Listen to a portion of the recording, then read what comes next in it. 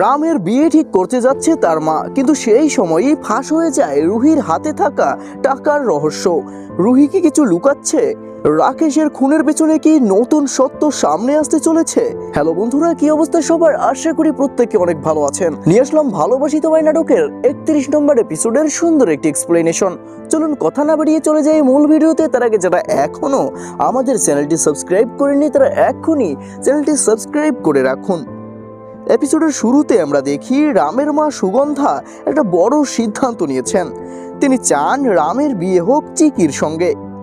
তার বিশ্বাস চিকি পারবে রামকে বুঝতে, রামের দুঃখ কষ্ট আর একাকিত্ব সবকিছু।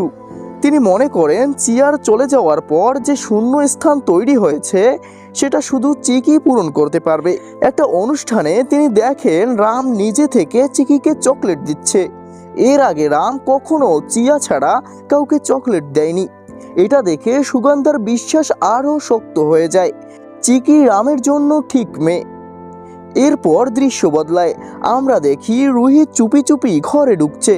ঠিক তখনই চিকি তাকে ধরে ফেলে।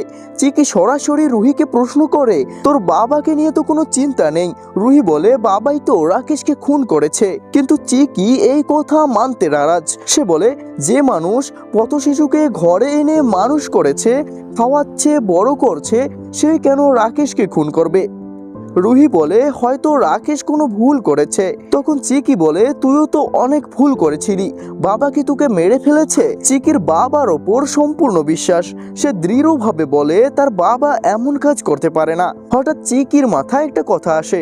সে রুহিকে জিজ্ঞাসা করে, সেদিন যখন বাবা রাকেশকে মেরেছে, বলে তুই মনে করছিস তখন তুই কোথায় ছিলি? তুই তো আমার সঙ্গে যাসনি, তুই ঘরেই ছিলি তাই না? তাহলে ঘটনাটা দেখলি কিভাবে? চিকি রুহিকে চেপে ধরে জিজ্ঞাসা করে, বল তুই কোথায় ছিলি? রুহি রেগে গিয়ে বলে, তোর এসব কথা শোনার সময় আমার নেই, এখান থেকে চলে যা। চিকি কাঁদতে কাঁদতে বলে, তোর যদি আমার সঙ্গে শত্রুতা থাকে আমাকে ক্ষমা করে দে, কিন্তু বাবাকে ফিরিয়ে আন। থানায় গিয়ে কমপ্লেন তুলে নে। কিন্তু রুহি সাফ জানিয়ে দেয় সে কমপ্লেন তুলবে না, সে বাবাকে ক্ষমা করবে না। রুহি যখন চলে যেতে চায়, চিকি তার হাত ধরে টানে, আর তখনই রুহির হাত থেকে সুটকেস ভর্তি টাকা মাটিতে পড়ে যায়। এটা দেখে চিকি পুরো অবাক, রুহির কাছে এত টাকা এলো কিভাবে? রুহি দ্রুত টাকা তুলে চিকিকে হুমকি দেয়, আমার পেছনে লাগা বন্ধ কর, না হলে ভালো হবে না। তারপর সে সেখান থেকে চলে যায়। চিকির সন্দেহ আরো গভীর হয়ে যায়। এরপর আমরা দেখি চিকি আর প্রিয়া রাস্তায় হাঁটছে। তারা ভাবছে কিভাবে বাবাকে ফিরিয়ে আনা যায়। ঠিক তখনই সেখানে রকি আসে। সে প্রিয়াকে হুমকি দেয়, আজ আমার হাত থেকে কে বাঁচাবে দেখি, আমার সঙ্গে চলে আসো, তোমার লাইফ সেটেল হয়ে যাবে, আমি তোমাকে রানীর মতো রাখবো।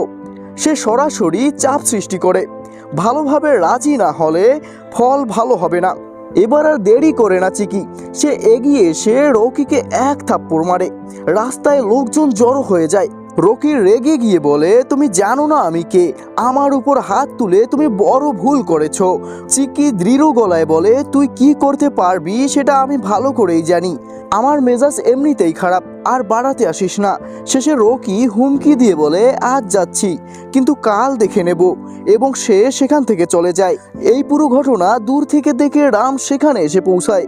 সে চিকির সাহস আর প্রতিবাদী মনোভাব দেখে মুগ্ধ হয়ে তাকিয়ে থাকে। চিকি শুধু বাবার জন্য লড়ছে না, অন্যায়ের বিরুদ্ধেও দাঁড়াচ্ছে। এটা রামের চোখে নতুন করে জায়গা করে নেয়। তো বন্ধুরা, এই ছিল 31 নম্বর এপিসোডের সম্পূর্ণ এক্সপ্লেনেশন। আপনাদের কি মনে হয় রুহির টাকার রহস্য কি? সে কি সত্যি কিছু লুকাচ্ছে? আর রামের মা কি সত্যি চিকির সাথে তার বিয়ে ঠিক করবে? কমেন্টে জানাতে ভুলবেন না। আর ভিডিওটি ভালো লাগলে অবশ্যই লাইক, কমেন্ট, শেয়ার করবেন। আর যারা এখনো আমাদের চ্যানেলটি সাবস্ক্রাইব করেনি তারা এখনই চ্যানেলটি সাবস্ক্রাইব করে রাখুন।